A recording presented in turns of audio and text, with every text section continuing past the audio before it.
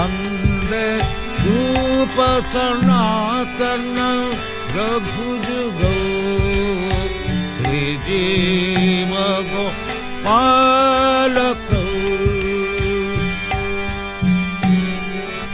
Bande Rupa Sanatana Raghujugo Sri Jiva Gopalaka Krishna Kirtana Gana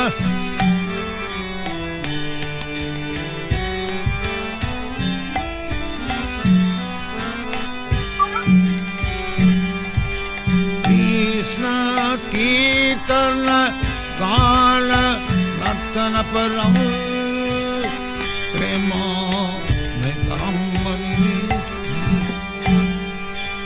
Veera Veera Jana Priya Priya Karo Nirma Pujita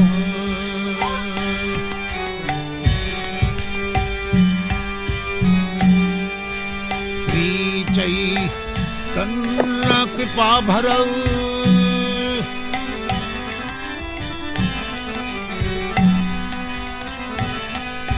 Sri Chaitanya Kripa Bharau Bhuvi Bhuva Marava Antaraka Bande Rupa Sanatana Raghujuga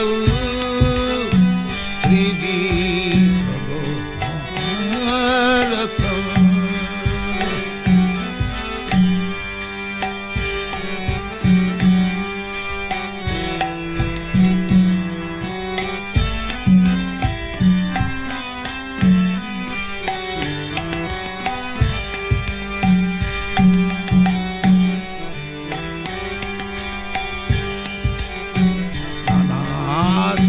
Vicharanai Kamipuna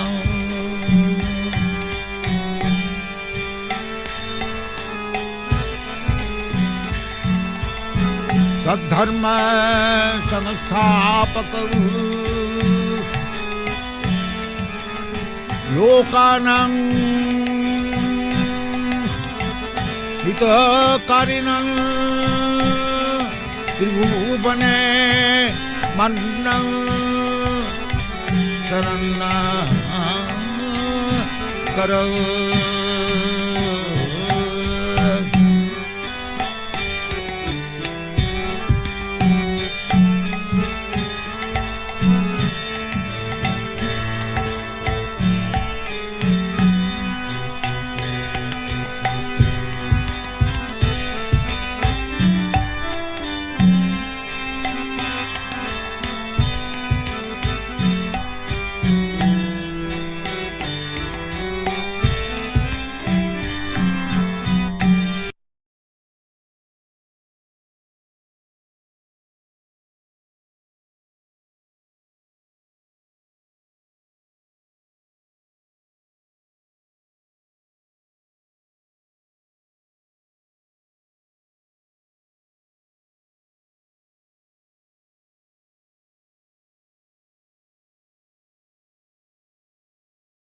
Radha Madhava Punya Bihari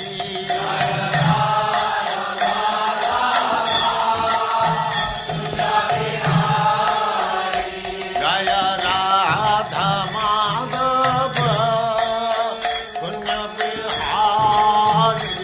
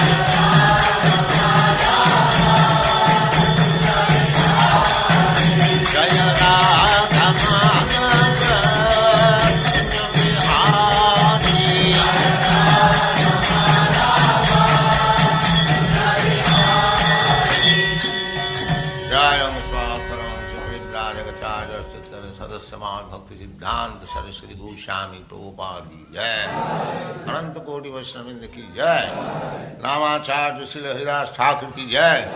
प्रेम से कहो श्री कृष्ण चैतन्य प्रभु नित्यानंद से अद्वैत गदाधर शिवास आदि गौर भक्तवृंद की जय। श्री राधा कृष्ण गौ गोपीनाथ श्याम कुंड राधा कुंड गिरिवर्धन की जय, वृंदावन धाम की जय, नवद्वीप धाम की जय, स्वामी तो भक्तवृंद की जय, गंगा माई की जय, जमुना माई की जय, तुलसी देवी की जय, भक्ति देवी की जय, स्वामी तो भक्तवृंद की जय।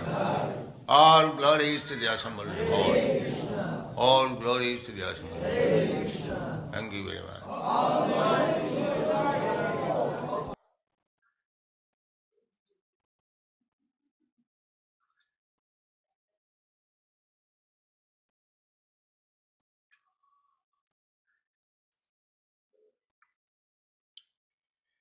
Hare Krishna.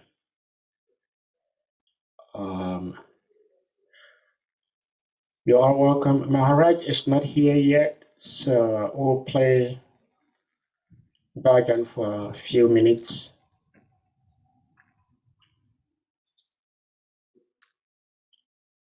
Okay, Hare Krishna.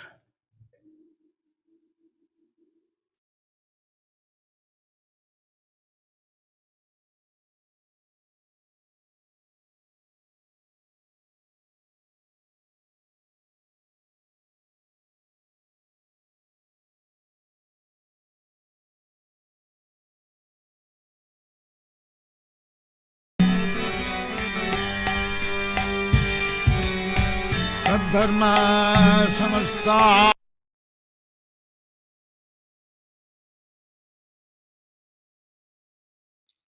Hare Krishna, you're welcome, Maharaj. Hare Krishna, please accept humble obeisances. All glories to you, all glories to Great Deva, glories to Shri Prabhupada. Hare Krishna, thank you. So, Maharaj, if you're ready, we can put the verse on the screen.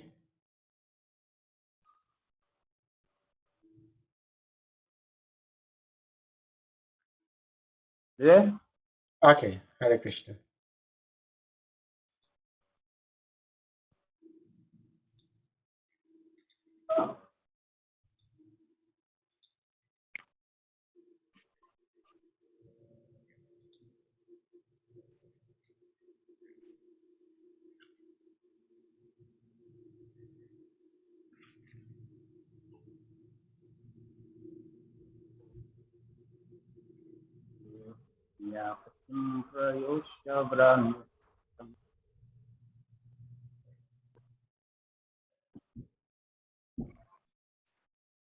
Hare Krishna.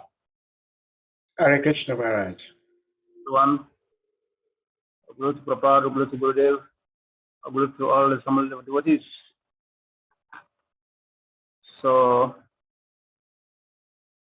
we are engaged in this Bhagavad Seva, not Bhagavatam. First canto, chapter 11, text 31. It's not very clear on the screen. I have to take my phone. Oh, It's okay, it's okay. okay. Om Namo Bhagavate Vasudevaya. Om Namo Bhagavate Vasudevaya. Om Namo Bhagavate Vasudevaya. Srimad Bhagavatam, Canto 1, Chapter 11, text 31. Patnya Patimbrayosya Granupagatam Vidoksya Sanjata Mano Mahotsavaha Tatsur Harat Sahasanayatya Takam Vratai Viditha Luksanatna.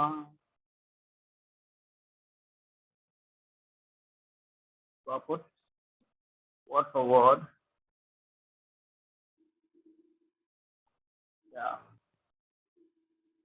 Patnya, the lady's wife of Lord Sri Krishna. Patim, husband.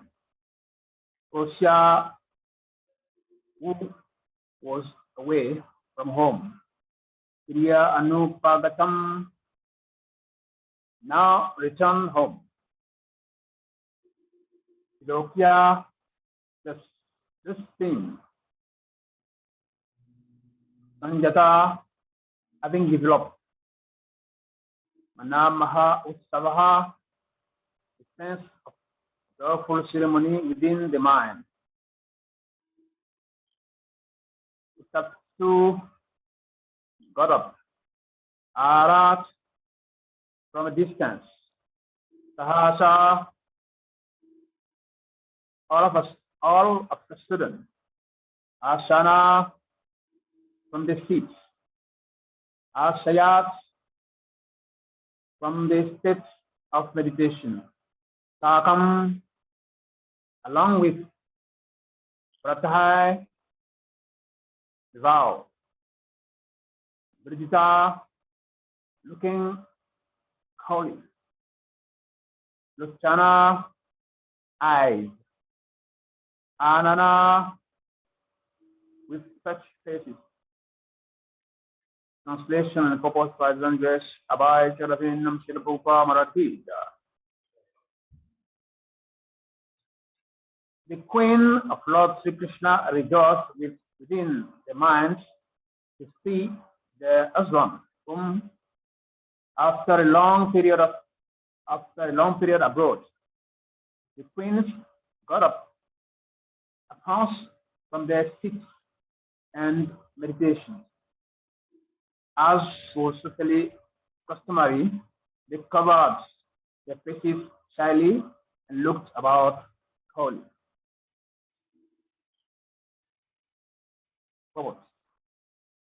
As mentioned above, the Lord entered his home palaces, occupied by 16,108 queens. This means that the Lord at once expanded himself in as many plenary expansions as there were queens in palaces, and entered each and every one of them simultaneously and separately. There is another manifestation of the feature of these. Here is another manifestation of the feature of his internal potency. He can expand himself in as many forms of spiritual identity as he desires, even though he is one without a second. It is confirmed by the Smriti mantra that the Absolute is one alone, and yet he becomes many as soon as he so desires.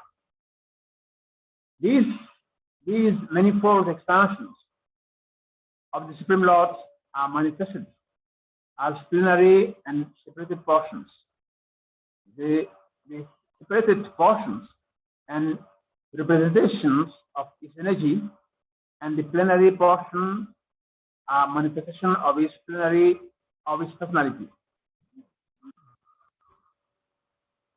Thus, the personality of Godhead manifested himself in 16,108 plenary expressions, and simultaneously entered into each and every one of the palaces of the queens. This is called Vaibhava, or the transcendental potency of the Lord. And because he can do so, He is also known as Yogeshwar. Ordinarily, a yogi or mystic living being is called to expand himself at most to tenfold expansion of his body. But the Lord can do so to the extent of as many thousands or infinitely as he likes. Unbelievers becomes astonished to learn that the Lord Krishna married more than 16,000 queens, because they think of the Lord Krishna as one of them and measure the potency of the Lord by their own limited potency. One should know, therefore, that the Lord is never on the level of the living beings, who are that extension of his marginal potency, and should never equalize the potency and the potency, although there is very little difference of quality between the potent and the potency. The queens were also expansions of his internal potency, and thus the potent and potencies are perpetually exchanging transcendental pleasures, known as pastime of the Lord. One should not, therefore, become astonished to learn that the Lord married so many wives.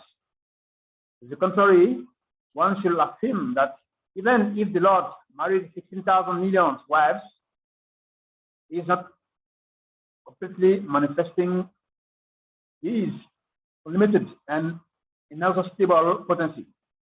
He married only 16,000 wives and entered in each and every one of the different palaces, just to impress the history of the human beings on the surface of the earth, that the Lord is never equal or less than any human being, however powerful he may be.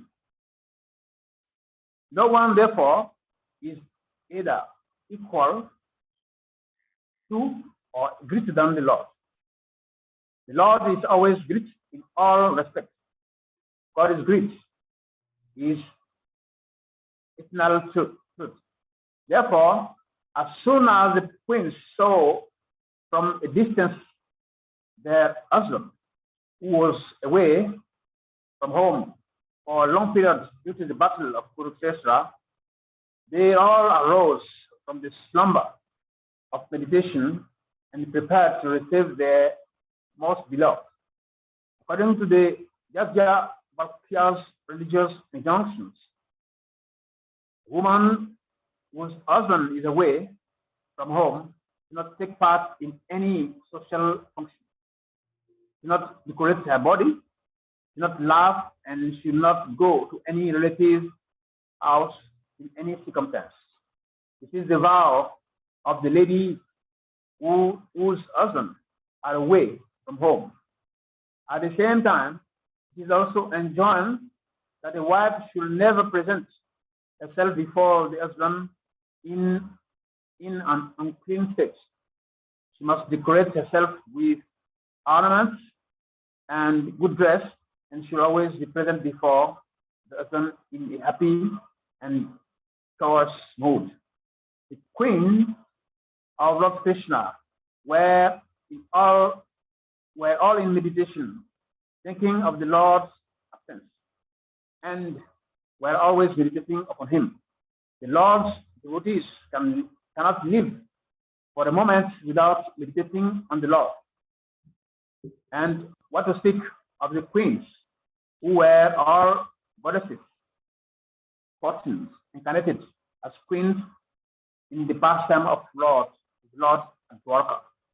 They can never be separated from the Lord, either by presence or by trance. The gopis at Vrindavan could not forget the Lord when the Lord was away in the forest courting. when the Lord boy Krishna was absent from the village, the gopis at home used to worry about him, traversing the rough ground with his soft lotus feet. By thinking this, they were sometimes overwhelmed in sense and mortified in their heart. Such is the condition of the pure associates of the Lord. They are always in trance, and so the queen also were in trance during the absence of the Lord. Presently, having seen the Lord from distance, they at once gave up all the engagements, including the vow of women as described above. According to Sri Sanatana Chakravarti Thakur, there was a regular psychological reaction on the occasion. First of all, rising from their seats, although they wanted to see their husband, they were disturbed because of feminine shyness. But due to the strong ecstasy, they overcame that stage of weakness and became caught up with the idea of embracing the Lord. And these thoughts actually made them unconscious of their surrounding environment. This prime state of ecstasy annihilated all other formalities and social conventions, and thus they escape all stumbling blocks on the path of meeting the Lord. And that is the perfect stage of meeting the Lord of the soul, Sri Krishna. Om Jnanam Chinmanadasya Jnana-Jnanasya Lakaya Chakshumanitam Yatasma Shivudam Namaha Shri Shitanamano Vistam Sapitam Yanabhutale Swayam Rupa Kadamayam Dharastam Vanadikam Vandyam Sri Guru Shiyuta Pada Kamalam Sri Guru Vaishnavam Cha Sri Rupam Sagajatam Raghunatam Tam Tajivam Saurutam Paritam Sahitam Krishna Chaitanya Devam Virara Krishna Pada Saha Vanalalita Sri Siddham Cha Sri Krishna Karuna Sindhu Dinabandhu Jagatate Gopisa Gopika Kanta Radakanta Namosute Sapchakana Gourangi Rade Vrishavana Sware Vrishavana Sote Devi Pranamame Hare Priye Vanchakalpatanujascha Kripa Sanujahevacha Ochitanam Bhavanavajo Vasnavajo Namo Namaha Namo Vishnu Padaya Krishna Prasthaya Bhutale Srimate Bhakti Vedanta Swami Namine Namaste Sarvasdevi Gauravani Pracharine Nirvishesha Sunyavadi Pattatari Tatarine Jai Shri Krishna Chaitanya Prabhu Nityananda Shri Advaita Gadadhara Srivasadi Gaur Bhakta Vrinda Hare Krishna Krishna Krishna Hare Hare Hare Rama Rama Rama Hare Hare Mukam Kaloti Vachana Pangam Nagate Girim Yat Sri Patada Havande Shri Guru Dinataranam Hare Krishna.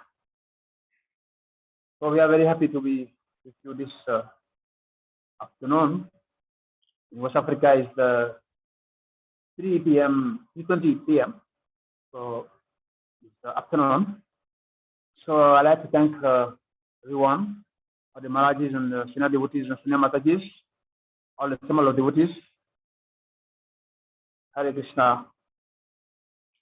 So the text is from Srimad Bhagavatam, Canto 1, Chapter 11, Text 31, Lord Krishna's entrance into Dwarka. Yeah, maybe we can read the text again. The Queen, translation, the Queen of Lord Sri Krishna rejoiced within their minds to see the husband home after a long period abroad. The queens got up at once from their seats and meditation, as was socially customary. They covered their faces shyly and looked about coyly. Yes. So the Lord Krishna's entrance into Dwarka. You know, Dwarka city, is a place where Lord Krishna manifested with the first time with his 16,000 wives. Krishna has many, pastimes. Sometimes kill demons, sometimes play with cowboys, the gopas and the gopis. Sometimes also he get married. Most of the time, people ask devotees, who is this young lady with Krishna? Talking about Srimati Radharani. Is this his wife? No. Srimati Radharani is a eternal potency of Lord Krishna.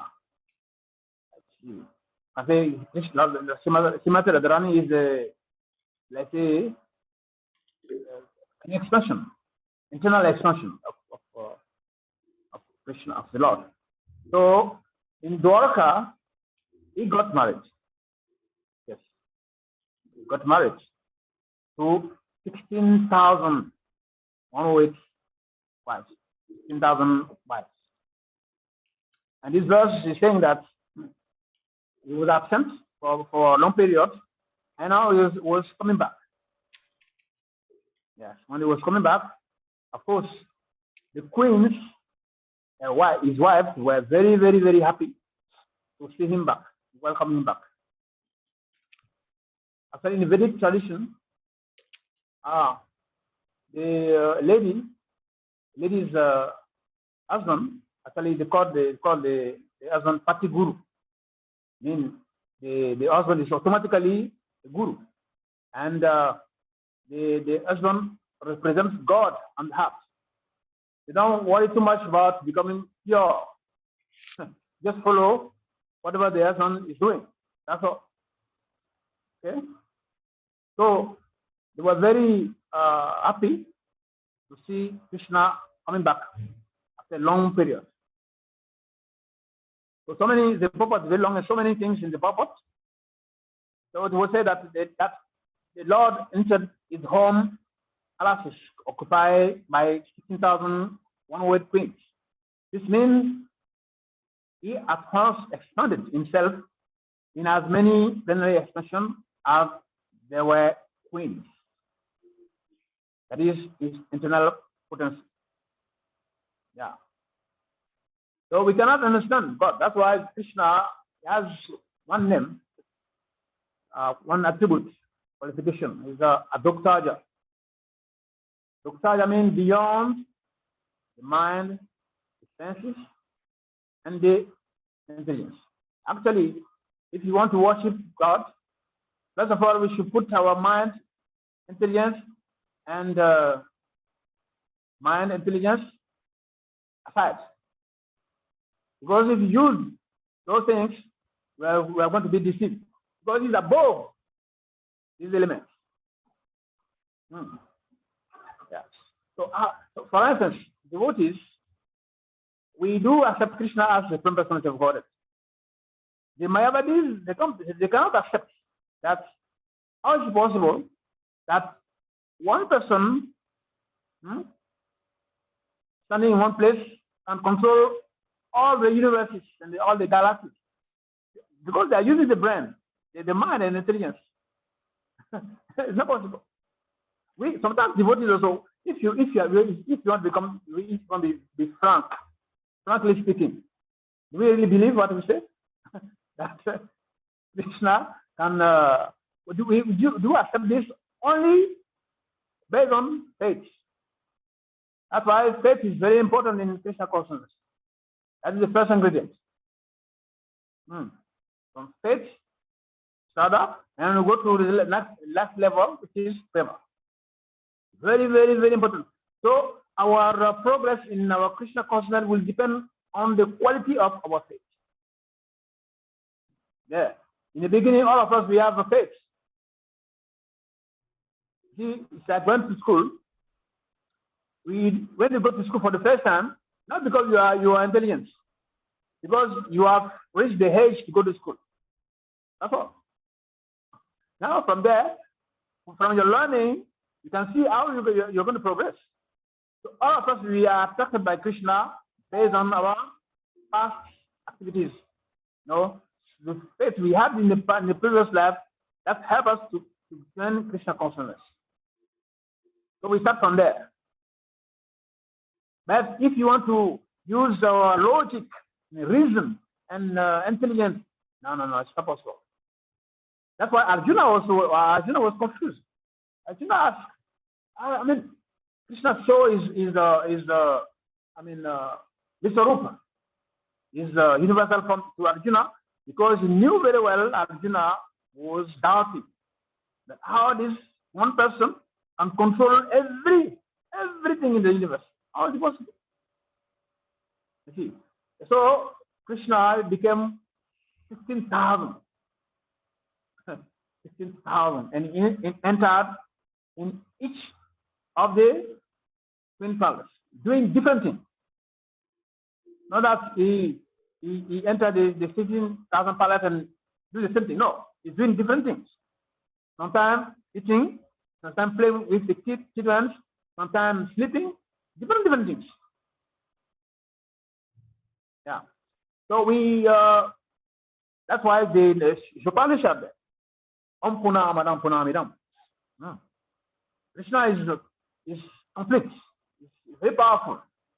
And many things complete in themselves come from his body, but it still remains the complete whole. Yes. So if you want to worship in the Quran, it said, before worshiping God, know Him first. How can we love God? How can we love Krishna if you don't know? You don't know Him. You don't know His potency. Sometimes we say God is great. God is omnipotent, omniscient, omnipresent. We don't really know what the meaning of this. Yes, these are some examples. That God is great. He's really great. 16,000 forms.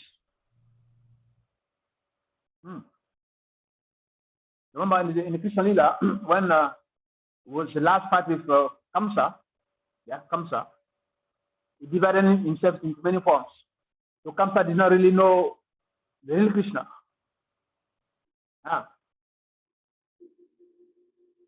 And the Prophet also said, it is confirmed by the Shruti mantra that the Absolute is one alone, and yet it becomes many as soon as he so desire. They are manifested as plenary and separated portions. Yeah, there is one I think is the Katha Upanishad. It said the mantra is sloka is Eko Bahu Shama. Eko Bahu Shama means the Lord, the one Lord became many.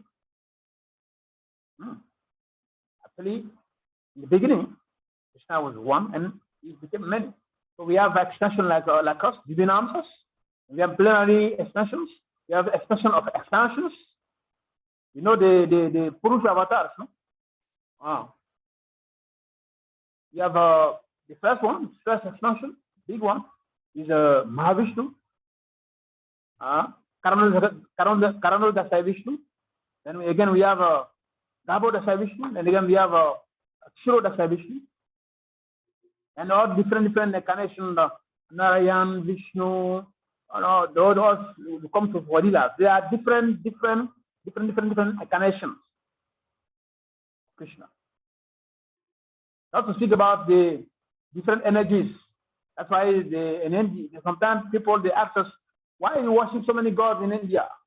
You Hindus, you worship so many gods. No.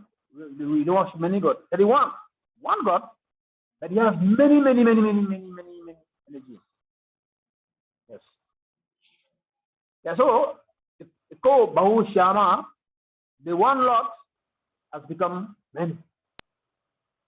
And he manifested himself in 16,000 plenary expansions and simultaneously entered into each palace.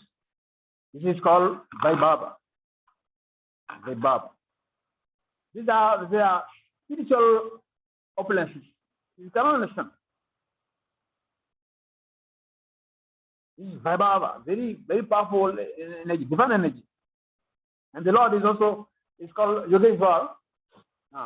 Yogeshwar or Yogeshwar. Even it is said in the purport that even the common yogi, simple living entities, they have the power to multiply themselves into 10 forms, different forms. But he said that this 10 form will do the same thing. Yes. So if you want to study the Ashtanga Yoga, you can develop it. 8 mystical powers. Very powerful. We have Lajima Siddhi. Lajima will become very light. You have Mahima Siddhi, become very heavy. You have Prakti Siddhi, you can take anything from anywhere. You have Ishita Siddhi, doing what nobody can understand. You have Prakamya Siddhi, so many. Like there are 8 mystical yogis. Powers. Human beings, they can do so many wonders. For instance, Kadamamuni, before he married Devauti, he, from his mind, he manifested, the whole, city from his mind. There's so many servants for Queen Devauti. See, living entities can do so many things. Even common yogis, they can also do so many things. The demons, the asuras, they can appear, they can disappear, they can do so many things like that. So now we are talking about Yogeshwara, the controller of the yogis, Yogeshwara, more powerful than everyone else. But all these activities, the non-believers, they don't accept it.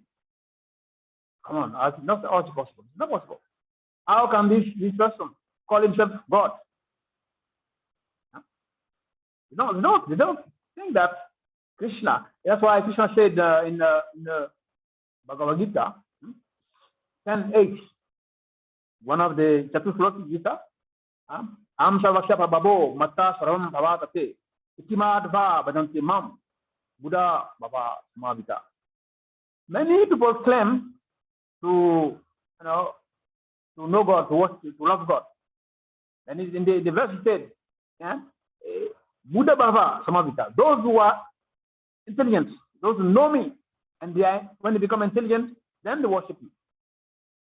Yes, because if you know the value, if you know the power of Krishna, then what next? Next thing is to pay obeisance to him, to worship him. Like that.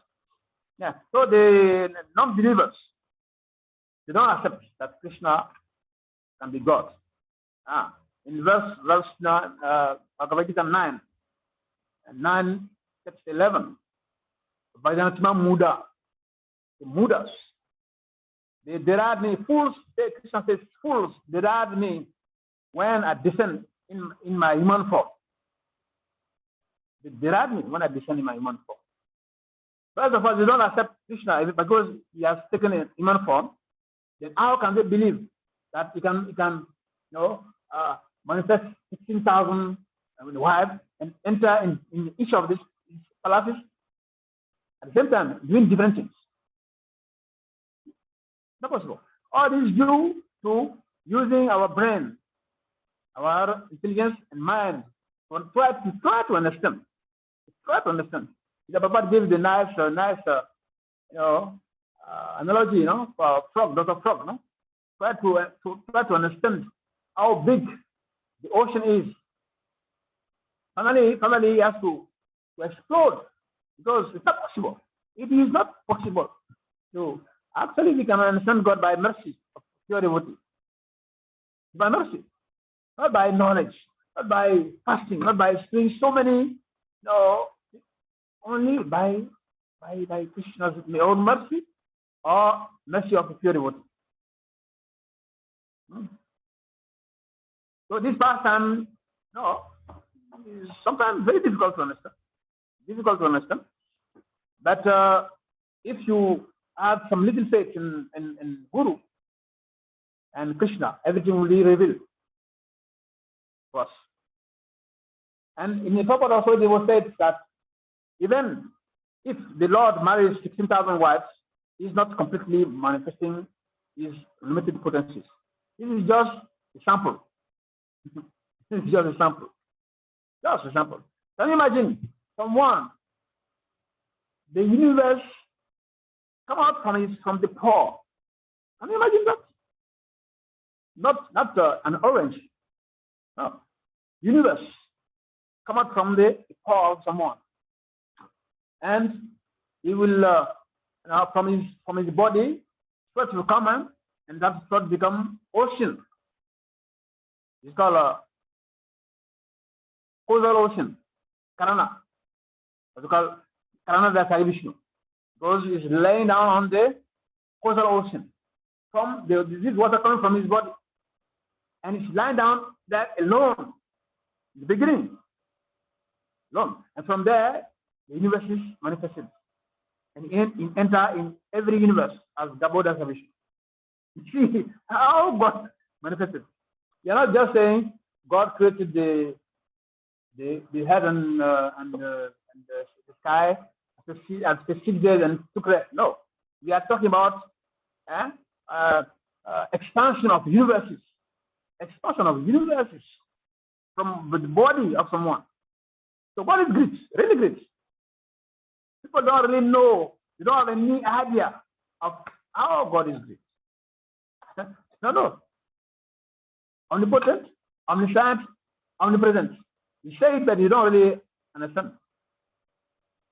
Sometimes when we are in trouble, even though we say God is omnipresent, we cannot think that God is omnipresent. It means He was present with me when I was having some trouble. We say He's omnipresent. He's wherever, everywhere. Everywhere. Yes. Okay. Yeah. So we remember the story of Narayan Rishi, Krishna, and his brother Narayan Rishi came as brahmacharis, and Lord Indra came to tempt them. He brought some ladies from even planets to break the vow, brahmachari vow. So many other beautiful forms also were coming out from the body of Narayan Rishi. So Indra was confused. And the same thing also with Brahma. When Brahma stole the cowboys and the cows, Krishna manifested the exact number of cows, the exact number of cowboys. Yes. So if it's time of worshiping God, we should sit down properly, meditate seriously, because the person I want to deal with is not a human being. He's above our mind, senses, those such. So then he married only 16,000 wives, only to show in the history and the head that is never equal to or less than any human being.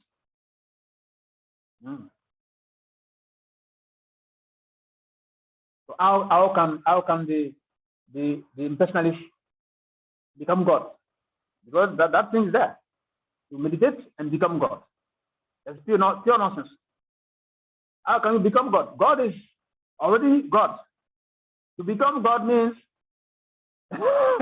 you wake up from all your anatas, from your imperfections, and one day you become God.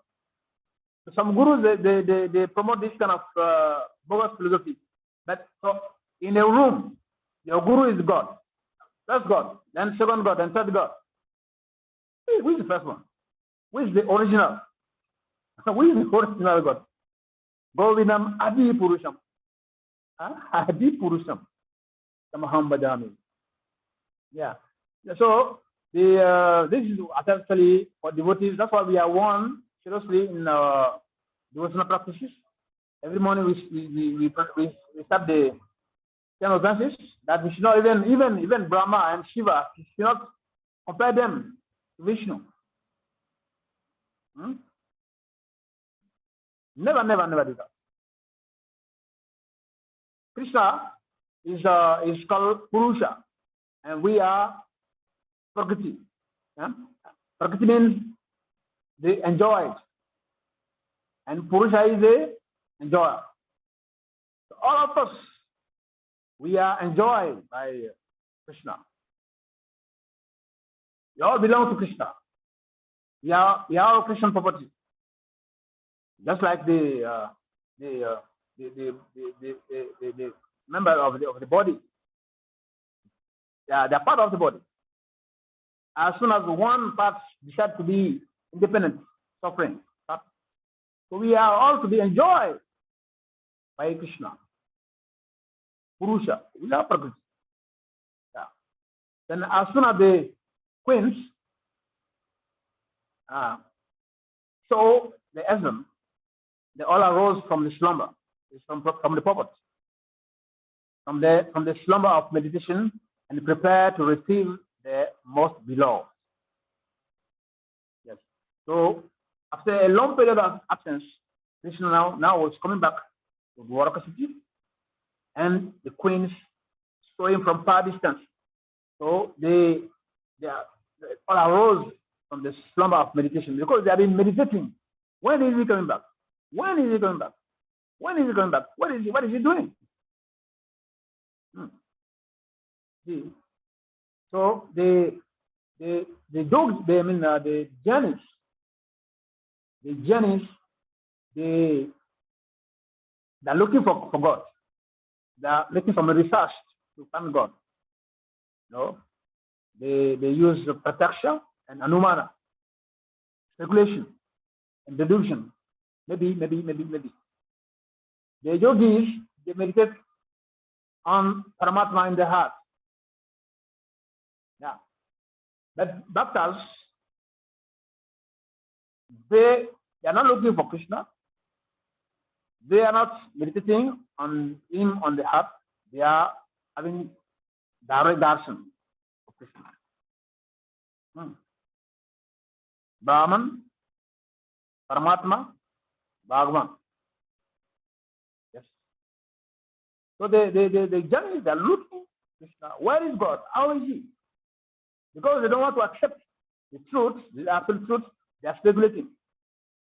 Try to Nishma Bhagavatam, there's one analogy the Baba made. They are try to look for the sun with a torchlight. How can the sun itself, the light of sun is enough. How can you look for the sun with your torchlight? Then yogis also, they meditate on Krishna in the heart, Paramatma. But the bhaktas, they serve and worship the Lord. That's why the same verse there, 10:8, Bhagavad Gita. Because the devotees, they are no more looking for Krishna, and they are not meditating, they worship him and they serve him. Buddha Baba Samavita. And also it is said that Bhagavad Gita, this is the last verse of chapter 6. Yoginama says Abhisavisam. That the highest yogi is those who constantly meditate upon me. You see? So the queens here, they arose from the slumber of their meditation. There's no more question of meditating. For instance, the Baba said, the yogis who meditate, they have two dangers. Either they will fall asleep, yeah, and because you are meditating, something home, you can sleep. And also, if they open the eyes also, they can be, disturbed by, material sense enjoyment objects. Therefore, because devotees, they are not trying to avoid anything because they know everything is related to Krishna. So there's no question of doing artificial meditation. So the queens here, they were in meditation, deep meditation. But as soon as they saw Krishna coming, then they stopped that meditation. Because the object of the meditation is what? It's to see Krishna. What is the goal of the meditation? What is the final destination? What is the conclusion? What is the goal of our meditation? That's why it says Bhagavad Gita 15:15. Because they claim to learn so many things. The Krishna says, I am sitting in the head of everyone to make come knowledge. I'm the compiler of the Vedas. The goal of the Vedas is to know me. I'm the one who knows the Veda. And in anything we do, we should know the conclusion. The conclusion. So if you are doing meditation, what is the goal of that meditation? What is the highest goal of meditation?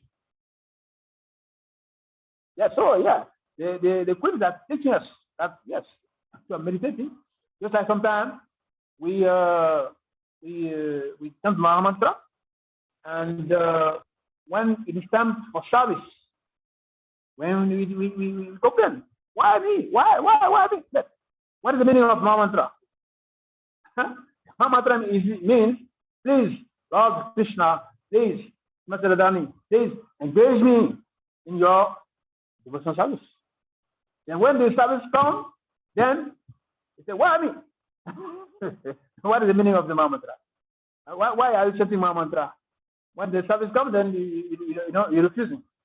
Yeah, so the queens, they arose from the slumber of meditation and prepared to receive the most beloved. Yeah.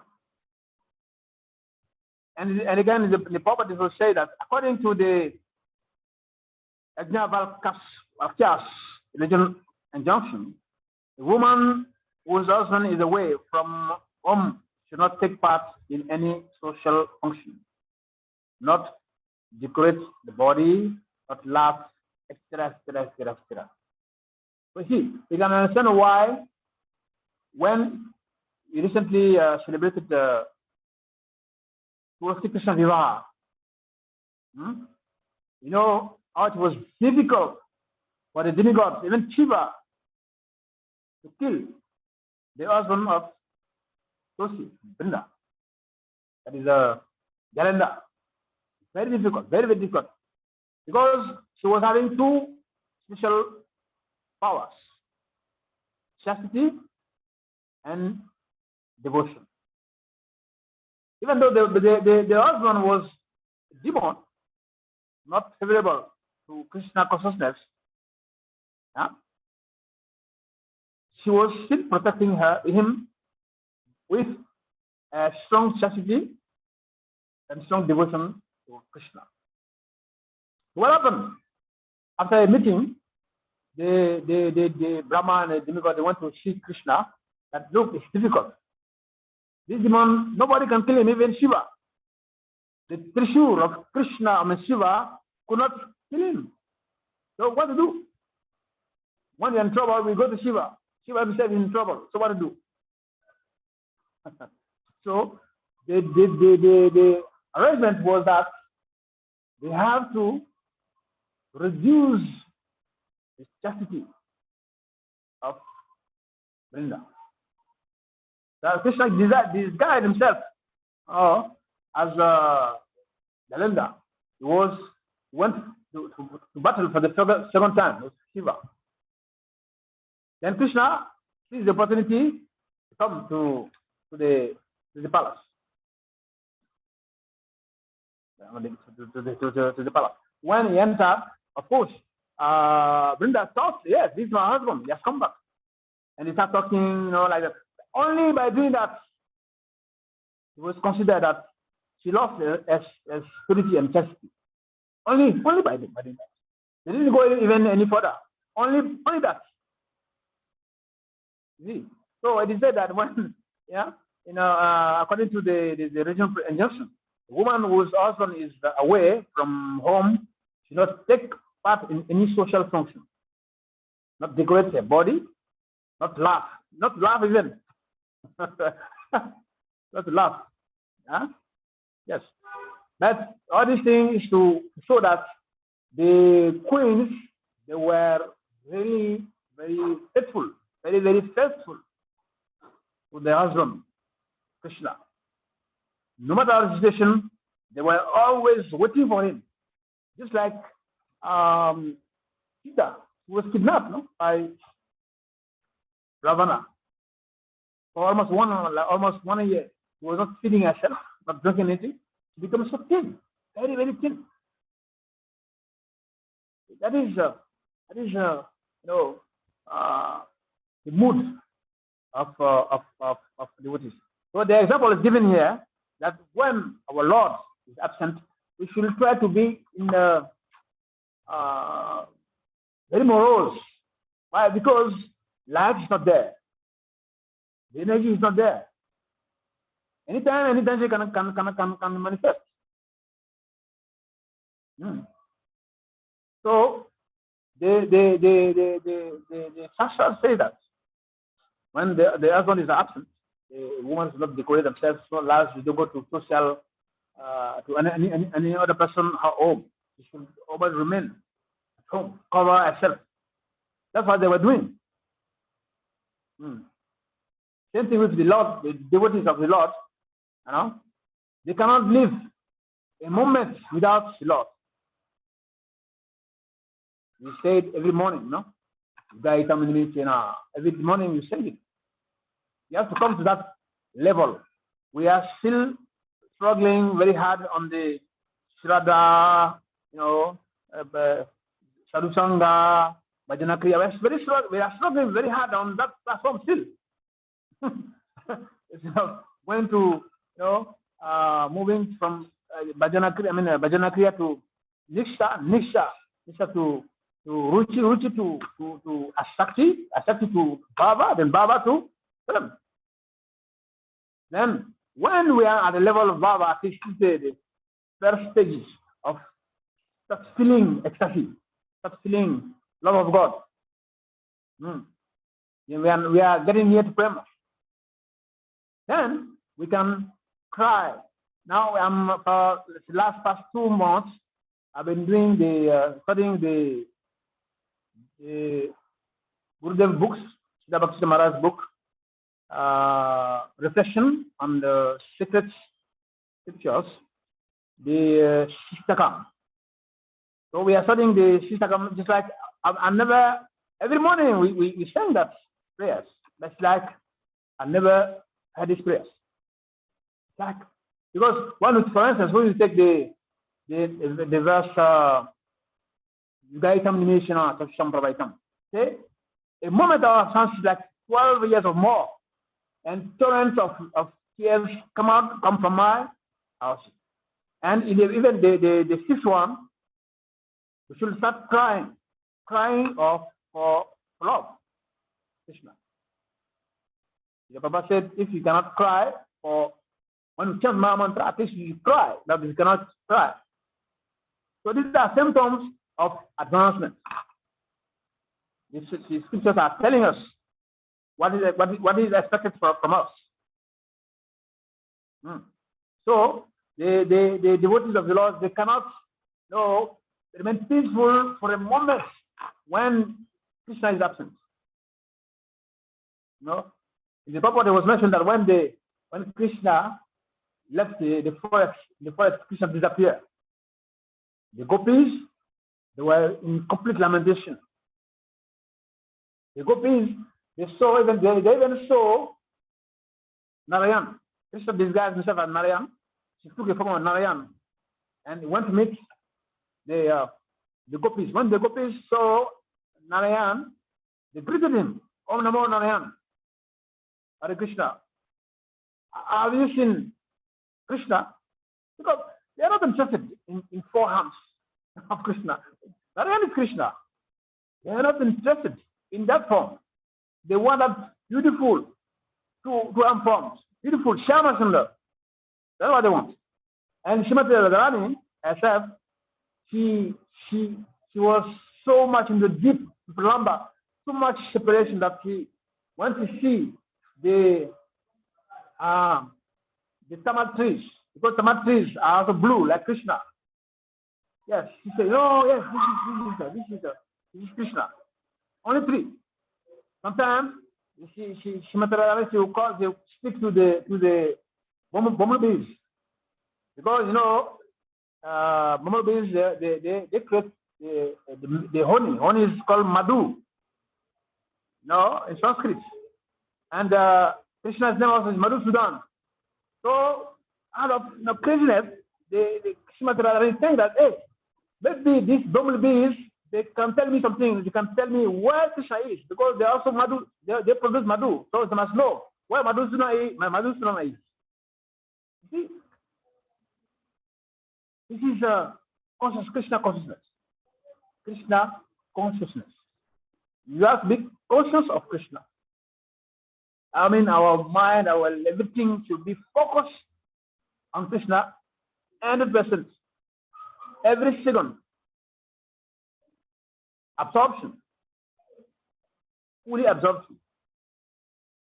Bhagavad Gita 9:22 says, those who worship me fully without any duplicity, I take care of what they lack, and I preserve what they don't have. And I preserve what they have, and I give them what they don't have. So how to come to that level? How?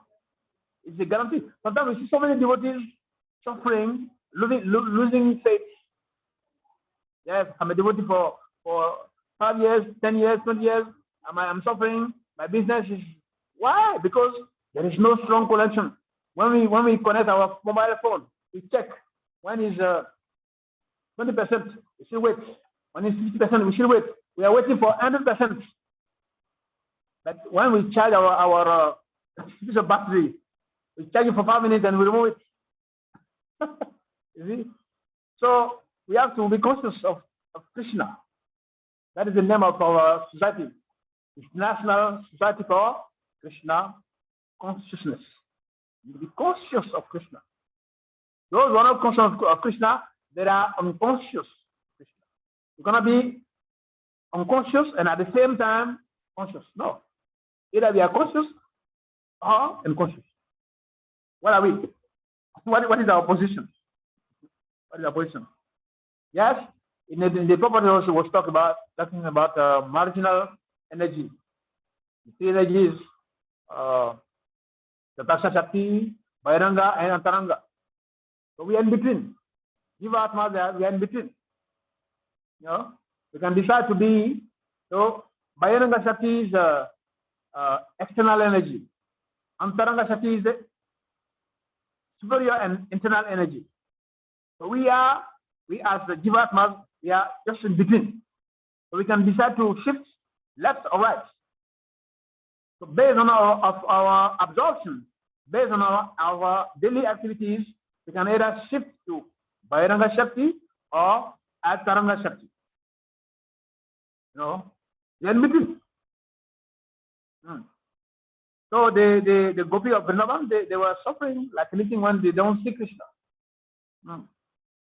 And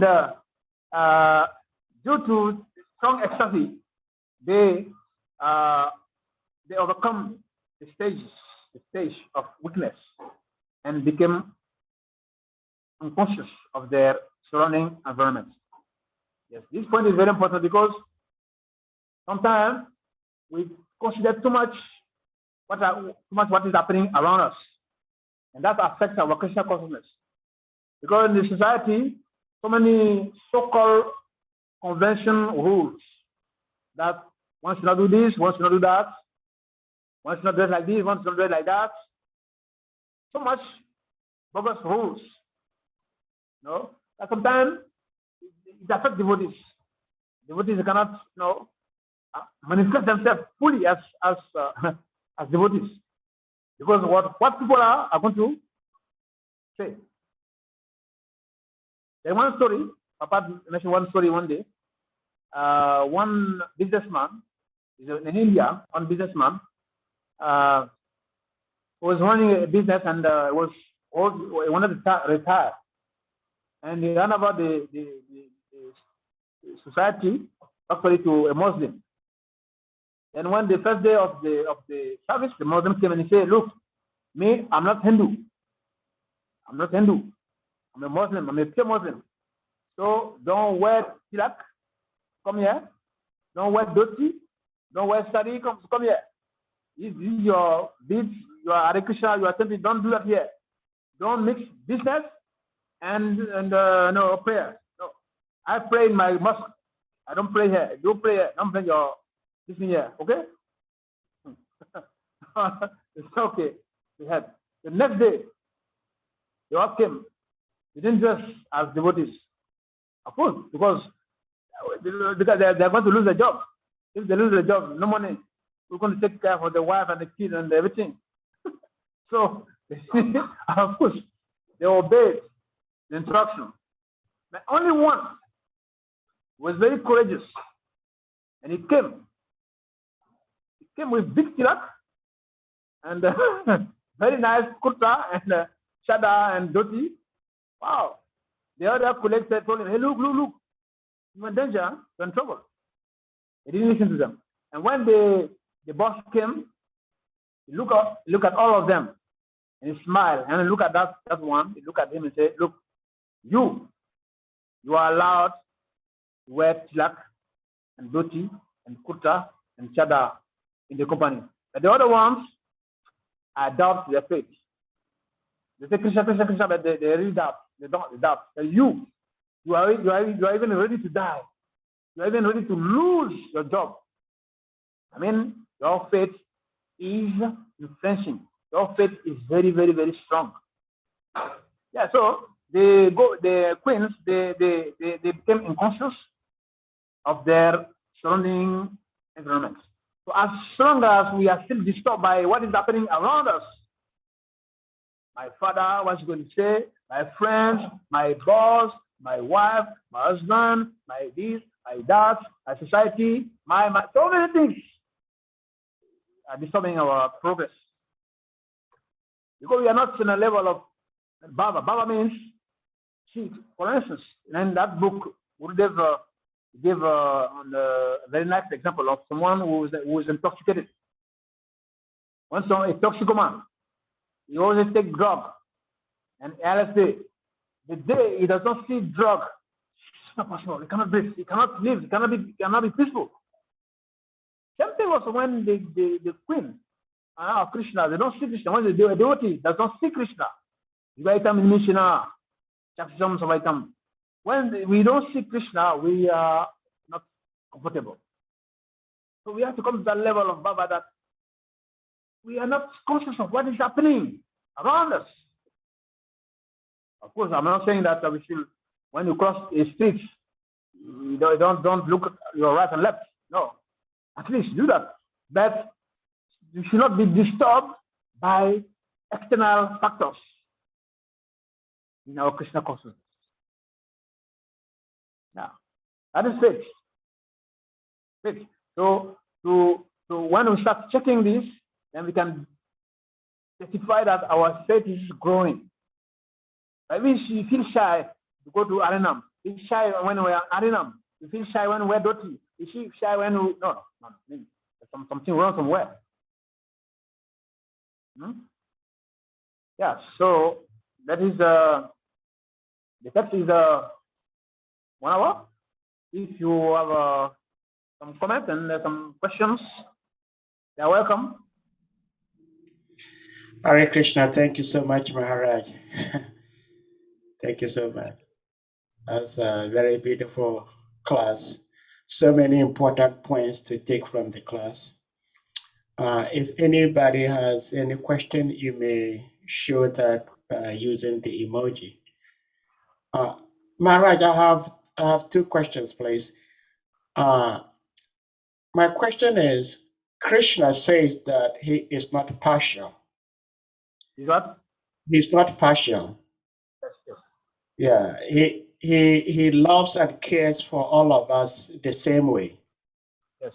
So the question is, how then does it come that some of us, we heard about Krishna, we read about Krishna, and we believed and had the faith and continue to have the faith that this young boy playing here is the Almighty God. For us as devotees, because we are devotees, we have Krishna, we oftentimes take it for granted that we know this is Krishna, but it's very difficult for the general people to accept that the Almighty God is this blue boy. So the question is, how does it become possible that some people, like devotees, hear about the position of Krishna and we accept it, and others may have very, very high education, very smart people. They will read and still not accept it. They will not accept that this is God. That is my first question. The second question is, how does someone read the scriptures, like kind of understand and knows the scriptures, and yet becomes demon? Because somebody like Kamsa is explained in the Shastras that he knew the scriptures. He was very Shastric, yet he was a demon. So how does one know the scripture and become a demon at the same time? Hare Krishna. Yeah. Okay, thank you. If I remember very well the first question, Krishna is not partial, right? But why that? For devotees, they can really easily understand Krishna as blue boy as God, and even those may be very learned, but still they cannot understand. Yes. To understand Krishna depends on our actually this devotional service we are performing is a continuation of where we started in our previous lives. I always give an example of a businessman, two businessmen. Okay, they go to the shop, and one very active, he sells something and gets some money. For instance, he get like let's say $20,000, for instance. Let's say $5,000. So when he's leaving his shop, going home, he closes the shop. How much does he have in the account? 5,000. So tomorrow, when he's going to tomorrow morning, when he come back, how much is going to get? How much is going to start with? 5,000. Okay. The second one, lazy. He spends all his time watching TV, drinking, talking here and there, sleeping. He doesn't start anything. And at the end of the day, you go and ask, credit transport for his friend. Please, my friend, please give me, $500. I'll go home tomorrow. I'll pay you back. So that one, he's going home after closing his shop minus 500. So tomorrow morning, he's going to start his business with minus 500. Understand? That is the theoretical Sukriti. Our devotional spiritual bank accounts. Some we have enough.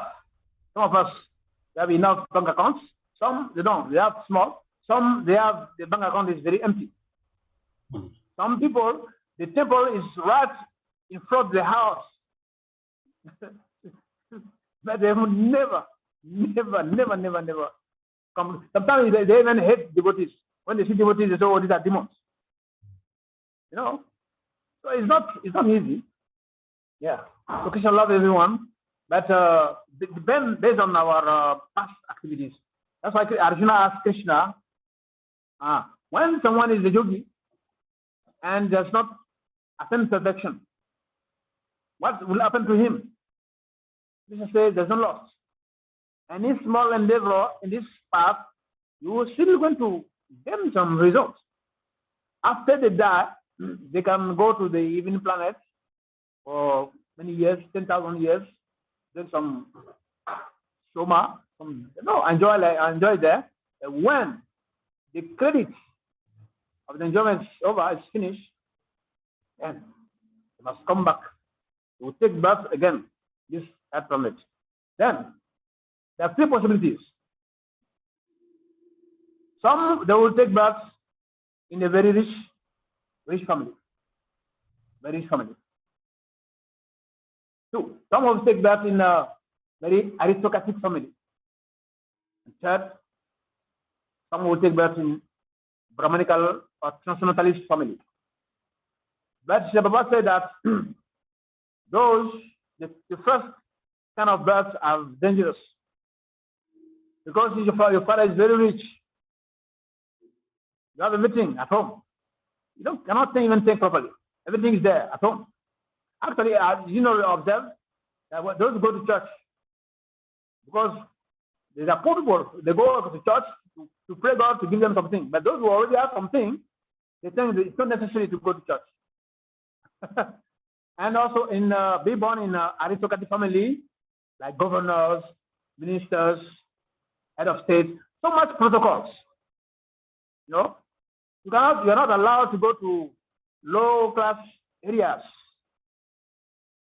Anytime you want to go out, your bodyguards to follow you. You are free to go wherever you go. So you cannot meet devotees in street arena. You get connected with Krishna. But those who take birth in the family of transcendentalists, your father is Brahmana, and your mother is a Brahmani. Then from there you start. What you stop in your past life. Understand? So it depends on our devotional spiritual bank accounts. Some we have very strong one. Some are empty. Some are very little money in the accounts. And the second question, can you remember that? How does one study the scriptures? Can yes. understand the scripture and still remain a demon? Yes. You see, in the Bhagavad Gita, when we study Bhagavad Gita, we have the kind of yoga ladder. So we have Karma Yoga, Jnana Yoga, Ashtanga Yoga, and Bhakti Yoga. So when we reach there's one platform. When you get there, and if you don't have proper guidance from a bona fide spiritual knowledge, meaning jhana yoga, if you have our jhana is not connected with Paramatma, because we must get our knowledge from Paramatma, and Paramatma is he also manifests as the spiritual master. Okay, so in that way, you have knowledge from Paramatma in your heart, and the same Paramatma in front of you as the Guru, as the spiritual master. In that way, you can have proper guidance, real knowledge that can help you. Because without that, when you get to the level, because Karma Yoga, then Jnana Yoga, then Ashtanga Yoga. When you get to Ashtanga Yoga, yes, when you do meditation, you may see, Paramatma and say, oh, this is me. Actually, I didn't know that I'm God. I've been God since long time. I didn't know. The yogis, they fall in that trap. This Kamsa and Ravana, because when they do meditation, they see the Paramatma, and the light of the Paramatma is so big and cover the light of the individual soul. So they think themselves as God. That is the problem. Because from Dharma Yoga, we must go to Jnana Yoga to Ashtanga Yoga. And at the level of Ashtanga Yoga, we have two branches. You take the path of Bhakti Yoga, or you come back again. No? When you get to Ashtanga Yoga, you have two paths. Another path directs you to Bhakti Yoga, and you continue. And because you didn't get proper knowledge, then again, you come back to where we started. That's why. This is a big demon, and they don't. It is a Maya Paritajana. Maya Paritajana. Maya has stolen the knowledge. Okay? No. Thank you, Maharaj. Dr. George, you may unmute and ask your question, please. Yeah, Arisha Maharaj, please accept my humble obeisances unto your lotus feet. Okay, yeah. Thank you, Maharaj, once again for your wonderful lecture. Maharaj, you made mention that you shouldn't feel shy about wearing dhoti and stuffs. So, Maharaj, my question here is, isn't that Krishna consciousness is more of the heart than the paraphernalia?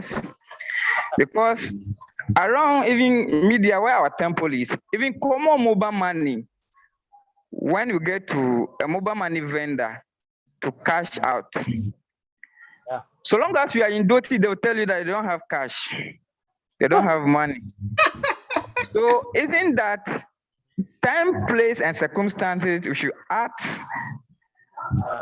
Because in the Rastafarian world, they say you don't need to have a dreadlock to call yourself a Rasta man. It's more of the heart than the paraphernalia around us.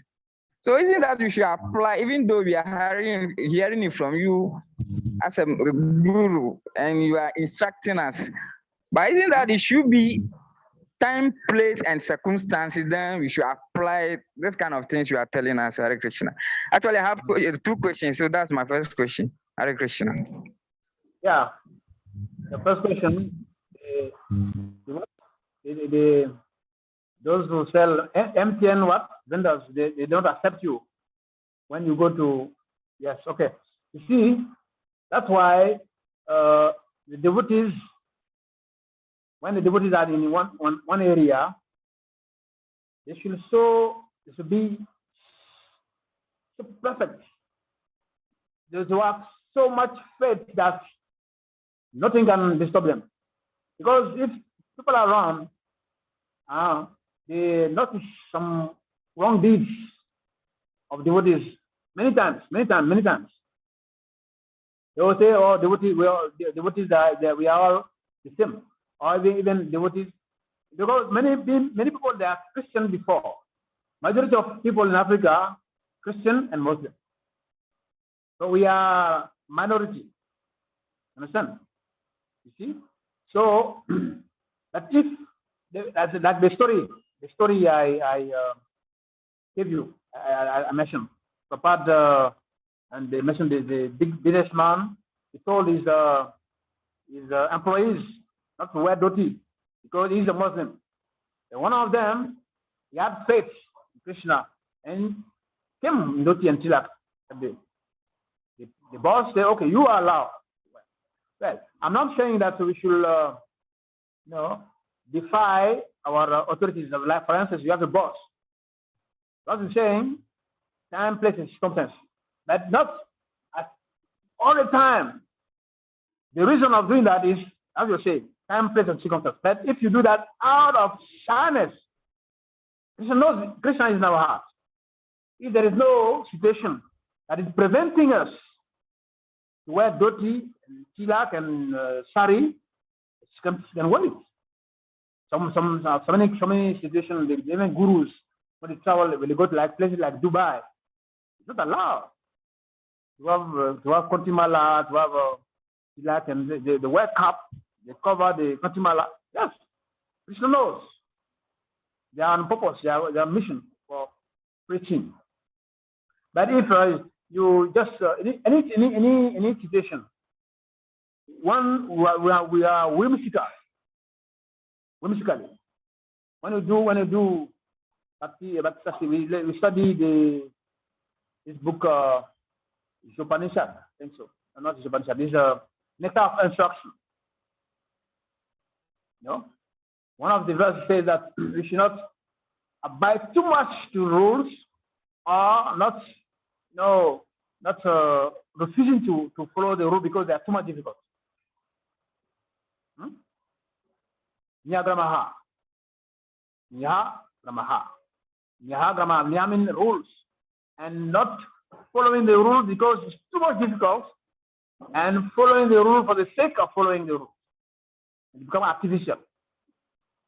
So it depends on the situation. Everybody has his own situation. As you said, time, place, and circumstances. But the main thing is that Krishna is in our hearts. The same thing like when it comes to donation, even though it is said that we can give whatever we have, but if you find yourself deep in your heart, you know that I can give $1,000 every month. But because it's written that, okay, you can give whatever you want from your heart, you know very well you have the capacity to give that. And you don't do. Krishna is in your heart, he knows. Understand? So time, place, of circumstance is true, but Krishna also knows the time, place, and circumstance more than ourselves. If you are doing that because of fear or shyness, Krishna knows. But if you are doing that because, okay, we don't want to, disturb our other people, because now we are in a society where we have Muslim, we have Christian, we have Buddhist, we cannot manifest our religion everywhere. Okay, that's different. The main thing, Krishna is in our heart. In our heart, he knows. Yeah. Okay. Thank you, Maharaj. Bro, I don't know. I have another question. Okay. I don't know if. Okay.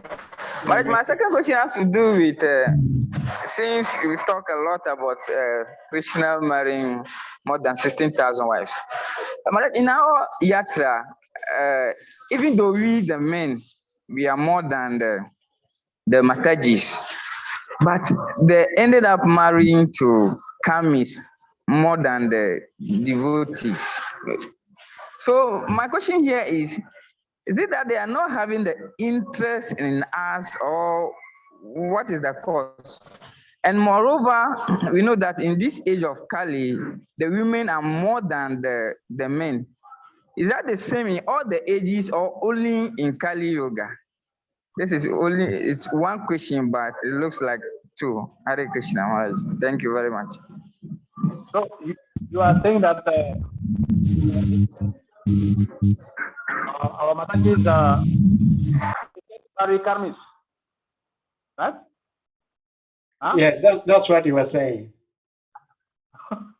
Okay, this is your observation.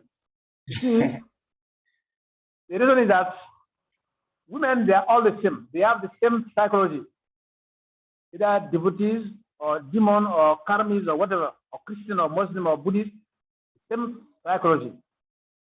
It is said that there are 4 disqualifications for a man to marry. 4. If you are ugly, is 1. 2, if you are not intelligent, you have no knowledge. 3, if you don't have good health. And 4, if you are not rich, must be beautiful, must be knowledge, must be have good health, strong, and must be rich. Those 4 things, all women, the one that first criteria, when they look at a man, they are checking these 4 criteria. Okay, so I don't know if I know the reason why our Mataji are going to marry Karmis. I don't know. But because sometimes sometimes they check, but they check, and those things are not there. Be frank with you, huh? I'm trying to be frank. Yes, the women they check, they try to scan you.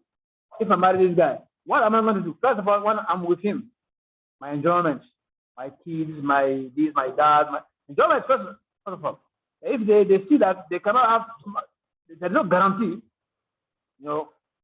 But also, the same time, also try to avoid devotees to marry, you know, enemies. What kind of decision is that? Because you know very well that karmi is not a devotee. It's going to, you know, help you to commit some sins. So we have to really do something. Our Prabhujis, they should work very hard. Sometimes devotees, they are, it depends. Some devotees, they come to be, you know, lazy and they don't work very hard. It's not because someone is a devotee. Unless you are a monk living in a temple as a renounced person, then don't mix with going to try to get a job or that. But if you are a devotee not living in a temple, then must have something that sustain your life. Don't be in between. You are not monk, you are not in business. No, don't do that. Because you're a devotee, but they will let you. They know this guy does not have any source and come. How do you want that value? The first thing, Grasala means Griya. Griya means the one who hold the house. In the old days, first of all, people they got a house, they put everything inside. Last thing to bring home is a wife. Nowadays, you go on Facebook, you met a nice girl, bring her in a hotel, without having any house.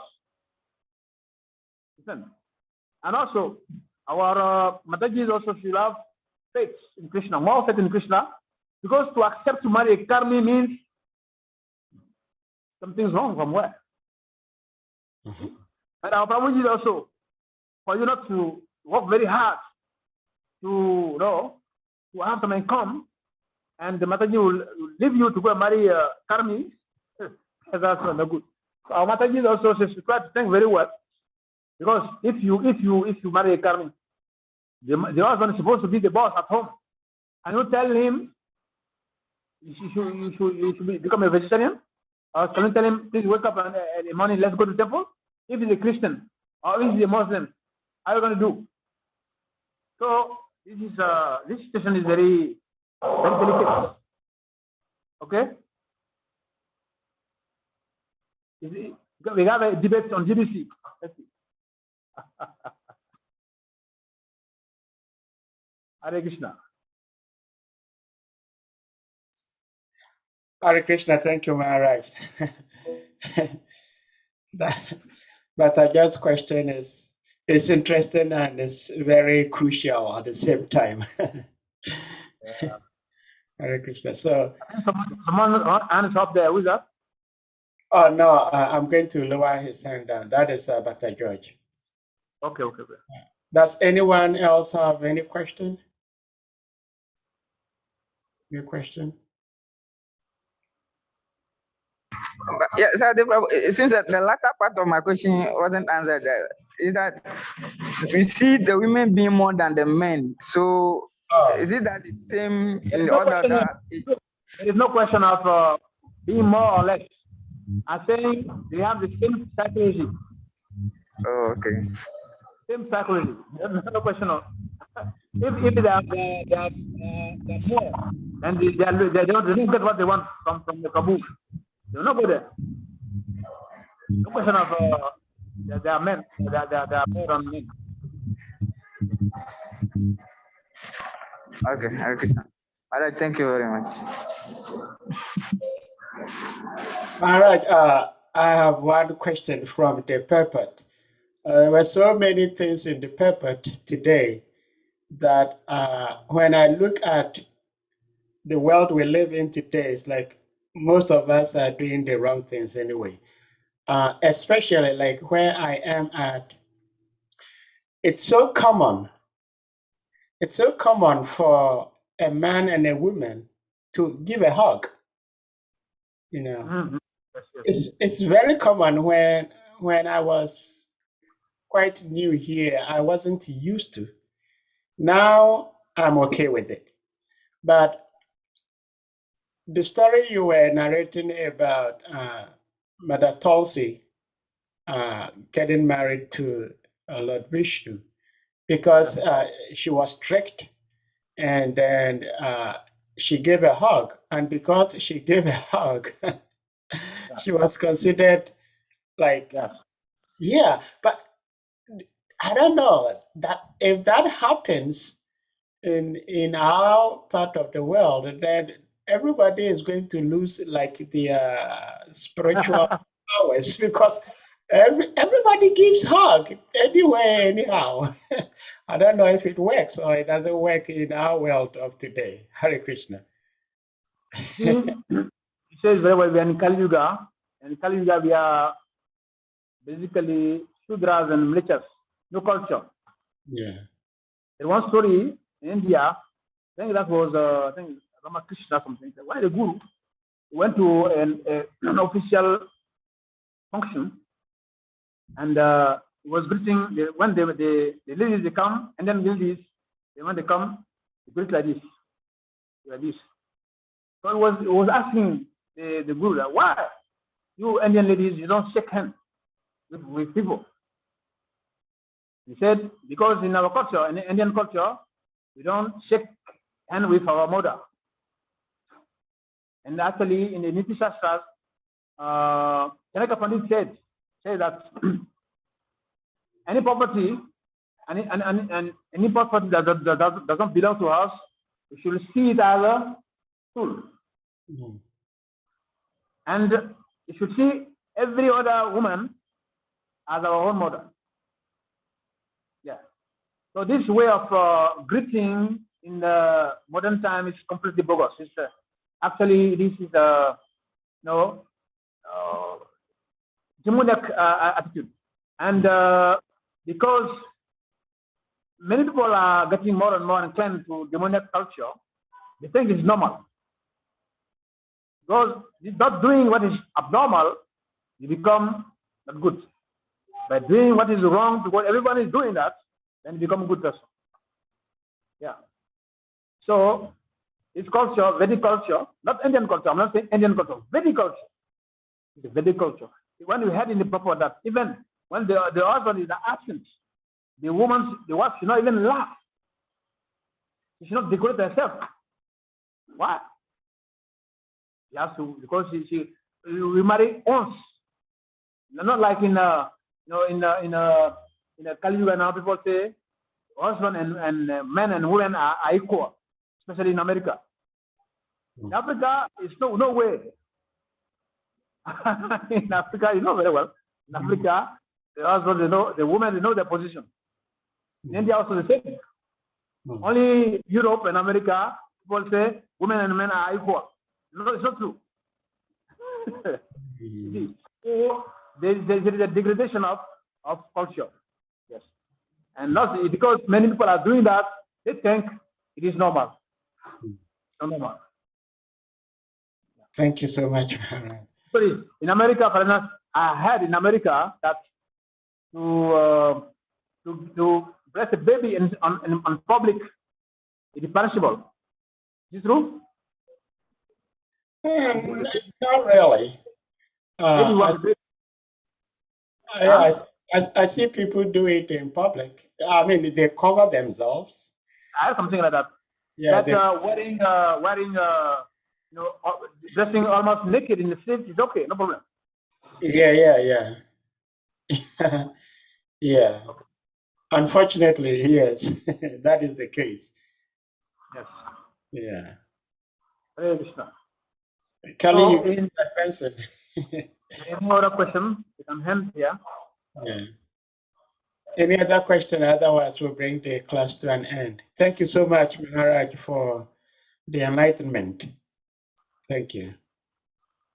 Hare Krishna.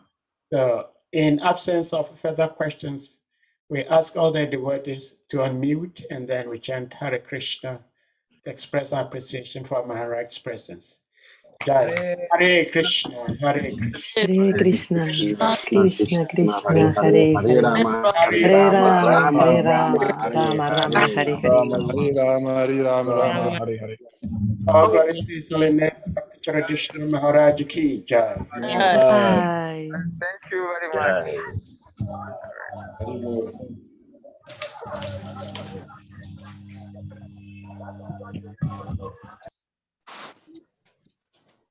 Hare Krishna. Hare Krishna.